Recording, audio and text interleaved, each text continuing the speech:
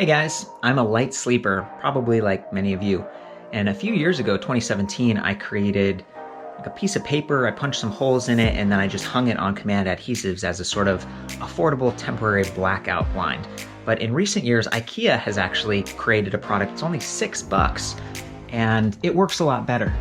So this is a room that I rent. It came with this curtain that's not a blackout, and light can often shine up through and then sort of cast on the ceiling, and it just, wakes me up. So I got this SCHOTTIS blackout blind. It's really just paper, kind of a waxy, thick blackout paper. Now they do also have a white one it lets a little bit more light through. It gives you kind of that sheer look and a little bit of brightness, but some privacy. I'm a big fan of the blackout, and as you can see, it really just sticks to the windowsill or the ceiling, but that can pull the paint off, which is what happened to me. So then I used some duct tape just to reinforce it.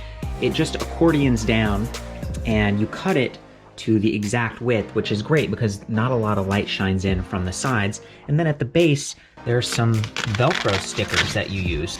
And then these plastic things, they sort of grab on to the accordion portion, so you could raise this. Yeah, just kind of clasps on. Okay, so that's why there's two of those.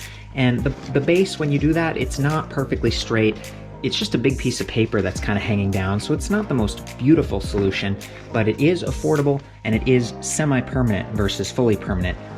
On this side, it's sort of a papery feel. On the other side, it's a little bit shinier, like this, and I'll try to show you perspective from the outside too.